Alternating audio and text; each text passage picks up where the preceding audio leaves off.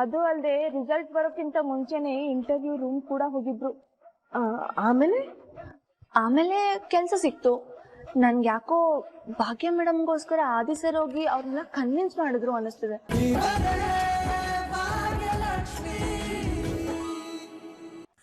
Madam ನಿಮ್ಮನ್ನೇ ಕೇಳ್ತಾ ಇರೋದು, ಊಟ ಬಿಡೋಂಥದ್ದು ಏನಾಗಿದೆ ನಿಮ್ಗೆ ಅಂತ. ಅದು ತನ್ವಿ ಬಗ್ಗೆ ಯೋಚನೆ ಮಾಡ್ತಿದ್ದೆ ಆದಿಯವ್ರೆ. ಅವಳು ಯಾಕೆ ಹೀಗೆಲ್ಲ ಮಾಡ್ತಿದ್ದಾಳೆ ಅಂತಾನೆ ಅರ್ಥ ಆಗ್ತಿಲ್ಲ ನನಗೆ. ನೋಡಿ ಭಾಗ್ಯ, ನಿಮ್ ನೋವು ನನಗೆ ಅರ್ಥ ಆಗುತ್ತೆ. ಅಲ್ಲ, ಊಟ ಬಿಟ್ರೆ ಅದೆಲ್ಲ ಸರಿ ಹೋಗುತ್ತಾ ಹೇಳಿ? ಇವಾಗೇನು ಎಲ್ಲ ಸರಿ ಹೋಗ್ಬೇಕಲ್ವಾ? ನಾನು ತನ್ವಿ ಹತ್ರ ಮಾತಾಡ್ತೀನಿ. ದಯವಿಟ್ಟು ಬೇಡ ಆದಿಯವ್ರೆ. ಅವಳೇನ್ ಚಿಕ್ಕ ಹುಡುಗಿ ಅಲ್ಲ, ಈಗ ದೊಡ್ಡವಳಾಗಿದ್ದಾಳೆ. ಅದಕ್ಕಿಂತ ಹೆಚ್ಚಾಗಿ ನನ್ನ ಮೇಲೆ ತುಂಬಾನೇ ಕೋಪ ಮಾಡ್ಕೊಂಡಿದ್ದಾಳೆ. ಇವಾಗ ಹೋಗಿ ನೀವೇನಾದ್ರೂ ನನ್ನ ಪರವಾಗಿ ಅವಳ ಹತ್ರ ಮಾತಾಡಿದ್ರೆ ಅವಳ ಕೋಪ ಇನ್ನೂ ಜಾಸ್ತಿ ಆಗುತ್ತೆ ಹೊರತು ಕಮ್ಮಿ ಆಗಲ್ಲ. ಅದಕ್ಕೆ ಆದಿಯವ್ರೆ, ನೀವು ದಯವಿಟ್ಟು ಅವಳ ಹತ್ರ ಹೋಗಿ ಮಾತಾಡಬೇಡಿ.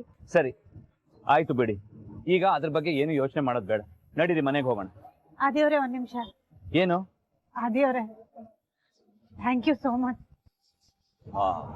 ಶುರು ಆಯ್ತು ನಿಮ್ದು. ನೋಡಿ, ಈ ಥ್ಯಾಂಕ್ಸು ಗಿಂಗ್ಸು ಎಲ್ಲ ಏನು ಬೇಡ. ನೀವು ಥ್ಯಾಂಕ್ಸ್ ಹೇಳಿದ್ರೆ ನಿಮ್ಮನ್ನ ಇಲ್ಲೇ ಬಿಟ್ಟು ಹೊರಟೋಗ್ತೀನಿ. ಸರಿ ಆಯ್ತು, ಹೇಳಲ್ಲ. ಬನ್ನಿ, ಮನೆಯಲ್ಲಿ ನಿಮ್ಮ ಅತ್ತೆ ಮಗ ಎಲ್ಲ ತುಂಬಾ ಟೆನ್ಷನ್ ಮಾಡ್ಕೊಂಡಿರ್ತಾರೆ. ಮೊದಲು ಹೋಗೋಣ.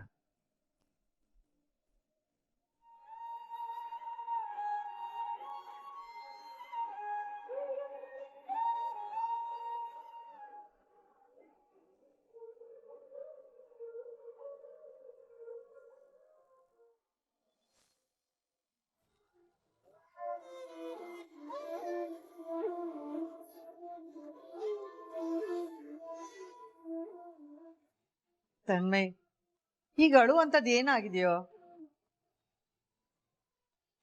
ಆದಿ ಅಂಕಲ್ ಹೇಳಿದ್ರು ತಾನೆ ಕರ್ಕೊಂಡ್ ಬರ್ತೀನಿ ಅಂತ. ಕರ್ಕೊಂಡ್ ಬರ್ತಾರೆ, ಸುಮ್ನೆ ಇರು. ಅಳ್ದೆ ಇನ್ನೇನ್ ಮಾಡ್ಲಿ ಅಜ್ಜಿ? ಈ ಮನೇಲಿ ಯಾರ್ಗೆ ಹುಷಾರಿಲ್ಲ ಅಂದ್ರು ಅಮ್ಮ ಅವ್ರ ಪಕ್ಕದಲ್ಲೇ ಇದ್ದು ನೋಡ್ಕೋತಾಳೆ. ಒಂದ್ ಸಣ್ಣ ಕೆಮ್ಮು ಬಂದ್ರು ಸಾಕು ಓಡ್ಕೊಂಬಂದು ಬಿಸಿನೀರ್ ಕೊಡ್ತಾಳೆ. ಮೈ ಸ್ವಲ್ಪ ಬಿಸಿ ಆದ್ರೂ ಬಟ್ಟೆನ ಒದ್ದೆ ಮಾಡಿ ಹಣೆ ಮೇಲೆ ಇಡ್ತಾಳೆ. ಎಲ್ರಿನು ಅಷ್ಟು ಕಾಳಜಿಯಿಂದ ನೋಡ್ಕೋತಾಳೆ ಗೊತ್ತಾ ಅಮ್ಮ. ನಿಮ್ ಯಾರಿಗಾದ್ರೂ ಕೈ ನೋವು ಕಾಲ್ ನೋವು ಅಂತ ಅಂದ್ರೆ ಎಣ್ಣೆನ ಬಿಸಿ ಮಾಡ್ಕೊಂಡು ಮಸಾಜ್ ಮಾಡ್ತಾಳೆ. ಇಷ್ಟೆಲ್ಲ ಮಾಡೋ ಅಮ್ಮಂಗೆ ಏಟಾಗಿದ್ರು ನಾವ್ ಯಾರು ಹೋಗ್ದೆ ಇಲ್ಲೇ ಇದೀವಿ. ಬೇಜಾರಿಲ್ದೆ ಇನ್ನೇನಾಗತ್ ನನ್ಗೆ? ನಮಗ್ ಯಾರಿಗೂ ಅಮ್ಮನ್ ಮೇಲೆ ಕಾಳಜಿ ಇಲ್ದಿರೋ ತರ ಅನಿಸ್ತಿದೆ. ಕಂದ, ಹಂಗೆಲ್ಲ ಅನ್ಕೋಬಾರ್ದು ಬಂಗಾರ. ಇಲ್ಲೋಡು, ನಮ್ಮ ಮನೇಲಿ ಎಲ್ಲಾರ್ಗೂ ಅಮ್ಮನ್ ಕಂಡ್ರೆ ಕಾಳಜಿ ಇದೆ, ಪ್ರೀತಿ ಇದೆ, ಎಲ್ಲಾನು ಇದೆ. ಆದ್ರೆ ಆದಿ ಅಂಕಲ್ ನಾ ಕರ್ಕೊಂಡ್ ಬರ್ತೀನಿ ಅಂತ ಹೇಳಿದ್ರಲ್ವಾ, ಅದಕ್ಕೆ ನಾವ್ ಯಾರು ಹೋಗಿಲ್ಲ ಅಷ್ಟೇ. ಆದಿ ಅಂಕಲ್ ಖಂಡಿತ ಕರ್ಕೊಂಡ್ ಬರ್ತಾರೆ. ನೋಡು, ನೀನ್ ಧೈರ್ಯವಾಗಿರ್ಬೇಕು. ಈ ತರ ಅಳ್ತಾರ ಇಲ್ಲ.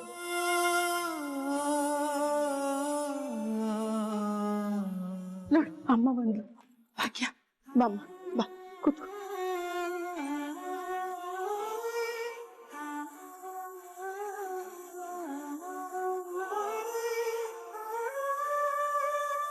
ಅಮ್ಮ,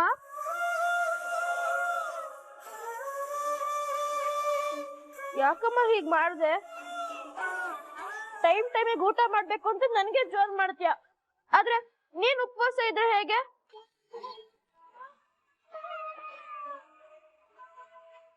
ನನ್ಗೆಷ್ಟು ಭಯ ಆಗಿತ್ತು ಗೊತ್ತಾ? ನೀನ್ ಯಾವಾಗ ಬರ್ತೀಯ, ನಿನ್ನ ಯಾವಾಗ ನೋಡ್ತೀನಿ ಅಂತ.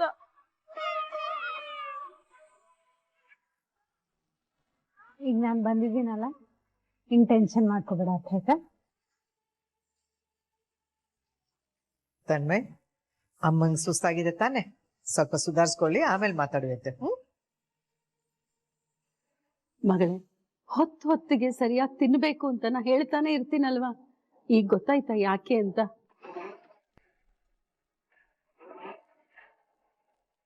ಬೆಳಗ್ಗೆ ಫೋನ್ ಮಾಡ್ದಾಗ್ಲೂ ಹೇಳ್ದೆ ಏನಾರು ತಿನ್ನಮ್ಮ ಅಂತ. ನೀ ನನ್ ಮಾತೆ ಕೇಳಲ್ವಲ್ಲ. ಅಯ್ಯೋತ್ತೆ, ನನ್ಗೇನು ಆಗಿಲ್ಲ ಅತ್ತೆ. ನೀವ್ಯಾಕೆ ಕಣ್ಣೀರ್ ಹಾಕ್ತೀರಿ? ಆರಾಮಾಗಿರಿ ನೀವು. ಹಾ, ಆರಾಮಾಗಿ ಇದ್ದಾರೆ. ಬೇಕಿದ್ರೆ ತನ್ಮಯ್ ಜೊತೆ ಬಾಕ್ಸಿಂಗ್ ಮಾಡ್ಬೋದು ಅಂತ ಡಾಕ್ಟರ್ ಹೇಳಿದ್ದಾರೆ. ಇನ್ನೇನ್ ಭಾಗ್ಯ, ಗೆಳತಿ ನೆಮ್ಮದಿಯಾಗಿರ್ಲಿ ಅಂತ ನೀವು ಏನೇನೋ ಹೇಳ್ತಾ ಇದ್ದೀರಾ ಅಷ್ಟೇ. ನೀವು ಆರಾಮಾಗಿಲ್ಲ.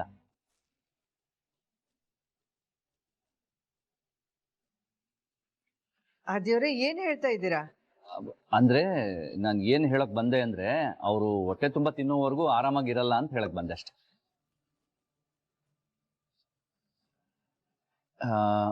ಈಗ ಅವ್ರು ಏನಾದ್ರು ತಿನ್ಬೇಕು ಅಷ್ಟೇ ತಾನೆ, ನಾನು ಆಮೇಲೆ ತಿಂತೀನಿ ಬಿಡಿ. ಏನೋ ಆಮೇಲೆ ಅನ್ನೋಕೆ ಅವಕಾಶನೇ ಇಲ್ಲ ಇಲ್ಲಿ. ಈಗ್ಲೇ ತಿನ್ಬೇಕು.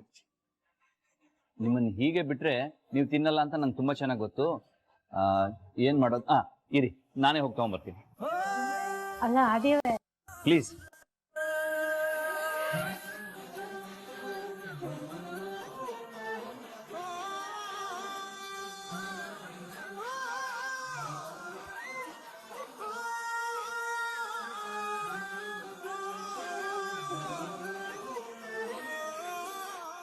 ತಗೊಳ್ಳಿ ಆದಿಯವರೇ. ಪ್ಲೀಸ್, ತಗೊಳ್ಳಿ ಹೇಳ್ತೀನಿ. ಅಲ್ಲ ಸುಮ್ಮನೆ ನಿಮ್ಗೆ ನೋಡಿ, ಕಷ್ಟ. ಇಲ್ಲ ಈಗ ನಾನೇನು ತರಕಾರಿನ ಬೆಳೆದು ಅಡ್ಗೆ ಮಾಡಿ ತಗೊಂಡ್ ಕೊಟ್ಟಿಲ್ಲ. ನೀವು ಅಡ್ಗೆ ಮಾಡಿರೋದನ್ನ ನಿಮ್ಗೆ ತಂದು ಕೊಟ್ಟಿದ್ದೀನಿ ಅಷ್ಟೇನೆ. ತಿನ್ನಿ ಭಾಗ್ಯ.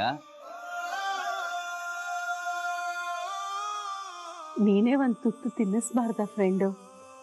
ನಿಜ ಹೇಳ್ತೀನಿ, ನನ್ನ ಭಾಗ್ಯ ಮುಂದಿನ ಜೀವನದಲ್ಲಿ ಖುಷಿಯಾಗಿ ನೆಮ್ಮದಿಯಾಗಿರ್ಬೇಕು ಅಂದ್ರೆ ಅದು ನೀನು ಅವಳ ಜೊತೆ ಇದ್ರೆ ಮಾತ್ರ ಸಾಧ್ಯ.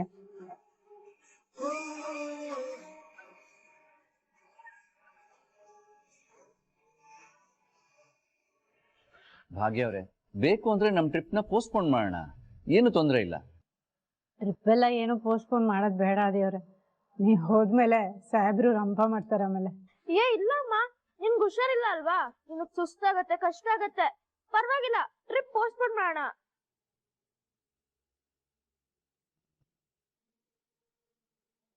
ಅದೆಲ್ಲ ಏನು ಬೇಡ ಕಂದ. ಯಾವಾಗ ಹೋಗ್ಬೇಕು ಅಂತ ಪ್ಲಾನ್ ಮಾಡಿದ್ವು ಆವಾಗ್ಲೇ ಹೋಗೋಣ, ಆಯ್ತಾ? ಆದಿಯವರೇ, ಟ್ರಿಪ್ ಪೋಸ್ಟ್ಪೋನ್ ಮಾಡೋದೇನು ಬೇಡ. ಥ್ಯಾಂಕ್ಸ್ ಅಮ್ಮ.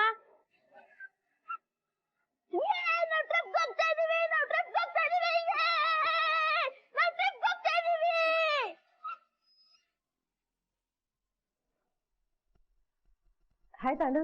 ಹಾಯ್ ಪಪ್ಪ. ಹಾಯ್ ತನ್ವಿ, ಬಂದ್ರಾ? ಚೆನ್ನಾಗಿತ್ತ ಔಟಿಂಗ್ ಎಲ್ಲ?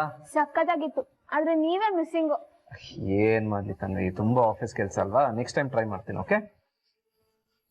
ಟ್ರೈ ಇಲ್ಲ, ಬರ್ಲೇಬೇಕು. ಓಕೆ ಪುಟ್ಟ, ನೆಕ್ಸ್ಟ್ ಟೈಮ್ ಖಂಡಿತವಾಗ್ಲೂ ಬರ್ತೀನಿ. ಹೋಗು, ಸುಸ್ತಾಗಿರ್ತೀಯ, ಫ್ರೆಶ್ ಅಪ್ ಆಗ್ಬಿಟ್ಟು ಓಕೆ ಪಪ್ಪ. Good night. Bye. Good night aunty. Good night. ಸರಿ ತಾಂಡ, ನಾನು ಹೋಗಿ ಫ್ರೆಶ್ ಅಪ್ ಆಗ್ತೀನಿ. ಹಾ.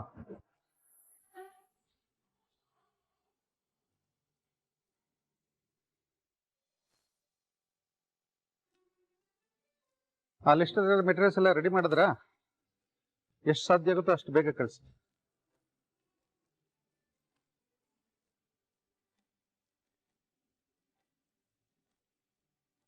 Good morning madam. ಅಲ್ಲ, ನಿನ್ನೆ ಭಾಗ್ಯ ಮೇಡಮ್ ತಲೆ ಸುತ್ತಿ ಬಿದ್ರಂತೆ, ಹೌದಾ? ಬಿದ್ದಿದ್ರು. ಆದಿ ಸರ್ ಬಂದ್ಬಿಟ್ಟು ಹಾಸ್ಪಿಟ್ಲಿಗೆ ಕೂಡ ಕರ್ಕೊಂಡು ಹೋಗಿದ್ರು. ಓಹೋ, ಆದಿ ಸರ್ ಬಂದಿದ್ರ ಕರ್ಕೊಂಡು ಹೋಗಕ್ಕೆ? ಇತ್ತೀಚೆಗೆ ಅವರೇ ಅಂತಲ್ವಾ ಪಿಕಪ್ ಡ್ರಾಪ್ ಮಾಡೋದು. ಹೌದೌದು.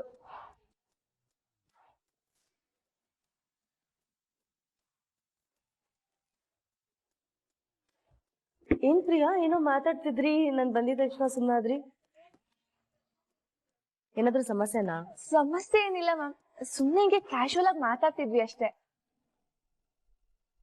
ಅಂದ್ರೆ ಗಾಸಿಪ್ ಮಾತಾಡ್ತಿದ್ರಿ ಅಂತ ಆಯ್ತು.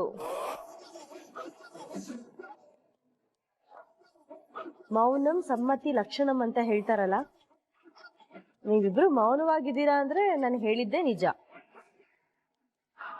ನಾನ್ ಬರ್ಬೇಕಾದ್ರೆ ನೀವೇನೋ ಮಾತಾಡ್ತಾ ಇದ್ರಿ, ನಗ್ತಾ ಇದ್ರಿ. ವಿಷಯ ಏನಂತ ಹೇಳಿ, ನಾನು ಕೇಳಿ ನಗ್ತೀನಿ. ಅಯ್ಯೋ, ಆತರ ಏನೂ ಇಲ್ಲ ಮೇಡಮ್. ಅಯ್ಯೋ ಪರವಾಗಿಲ್ಲ, ಆಫೀಸ್ ಅಂದ್ಮೇಲೆ ಇದೆಲ್ಲ ನಾರ್ಮಲ್, ನಾನು ಯಾರಿಗೂ ಹೇಳಲ್ಲ, ಹೇಳಿ. ಮೇಡಮ್ ಏನೂ ಇಲ್ಲ, ಗಾಸಿಪ್ ಬಂದ್ಬಿಟ್ಟು ಆದಿ ಸರ್ ಮತ್ತೆ ಭಾಗ್ಯ ಮೇಡಮ್ ಮಧ್ಯ ಏನೋ. ವಾವ್, ನಾನು ಏನ್ ಅನ್ಕೊಂಡ್ನೋ ಅದೇ ಆಯ್ತು.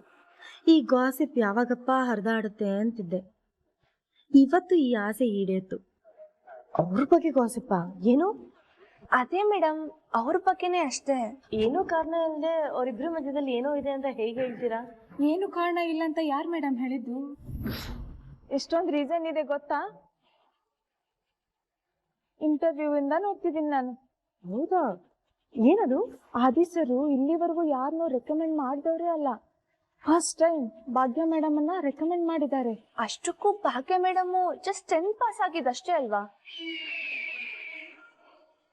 ಜಸ್ಟ್ 10th ಪಾಸ್ ಆದವ್ರಿಗೆ ಇಷ್ಟು ದೊಡ್ಡ ಪೋಸ್ಟ್ ಹೆಂಗ್ ಸಿಕ್ತು? ಸುಮ್ನೆ ಅಂತೂ ಸಿಕ್ಕಿರಲ್ಲ ಅಲ್ವಾ? ಅಷ್ಟೇ ಅಲ್ಲ, ಭಾಗ್ಯ ಮೇಡಮ್ ಇಂಟರ್ವ್ಯೂಗೆ ಹೋಗುವಾಗ ಆದಿ ಸರು ಚೇಂಬರ್ ಅಲ್ಲಿ ಫುಲ್ ಟೆನ್ಷನ್ ಅಲ್ಲಿ ಕೂತಿದ್ರು. ಇಂಟರ್ವ್ಯೂ ಎಲ್ಲ ಆದ್ಮೇಲೆ ರಿಸಲ್ಟ್ ಕೇಳ್ಕೊಂಡೆ ಇಲ್ಲಿಂದ ಹೋದ್ರು.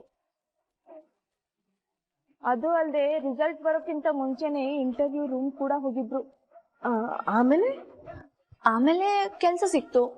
ನನ್ಗೆ ಯಾಕೋ ಭಾಗ್ಯ ಮೇಡಮ್ಗೋಸ್ಕರ ಆದಿ ಸರ್ ಹೋಗಿ ಅವ್ರನ್ನ ಕನ್ವಿನ್ಸ್ ಮಾಡಿದ್ರು ಅನ್ನಿಸ್ತಿದೆ.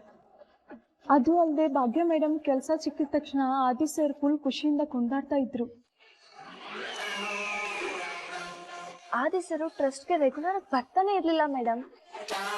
ಬಟ್ ಇವಾಗ ಭಾಗ್ಯ ಮೇಡಮ್ ಜಾಯ್ನ್ ಆದ್ಮೇಲಂತೂ ಡೈಲಿ ಒಂದಲ್ಲ ಒಂದ್ ರೀಸನ್ಗೆ ಬರ್ತಾನೆ ಇರ್ತಾರೆ. ಇದನ್ನೆಲ್ಲ ನೋಡ್ತಾ ಇದ್ರೆ ನಾವ್ ಅನ್ಕೊಂಡಿದ್ ತಪ್ಪು ಅನ್ನಿಸ್ತಿದೆ ನಮ್ಗೆ. ಖಂಡಿತ ಇಲ್ಲ ಮೇಡಮ್. ಇನ್ನೊಂದು, ಪ್ಲೀಸ್ ಈ ವಿಷಯ ಯಾರಿಗೂ ಹೇಳ್ಬೇಡಿ. ಅಯ್ಯೋ ಖಂಡಿತ ಇಲ್ಲ, ನಾನೆಲ್ಲೂ ಹೇಳಲ್ಲ. ಇದೇನಾದ್ರೂ ಹೇಳ್ಕೊಳ್ಳೋಂಥ ವಿಷಯನಾ? ಬೈ ದ ವೇ ಹೇಳೋದೇ ಮರ್ತದೆ, ಮನೋಹರ್ ಅವರು ನಿನ್ನ ಕರೀತಾ ಇದ್ರು. ಹಾ, ಓಕೆ ಮ್ಯಾಮ್. ಪ್ರಿಯಾ, ಇದಕ್ಕೆ ಸಂಬಂಧಪಟ್ಟಿರೋ ಹಾಗೆ ನಿನ್ಗೊಂದು ಇಂಪಾರ್ಟೆಂಟ್ ವಿಷಯ ತೋರಿಸೋದಿದೆ.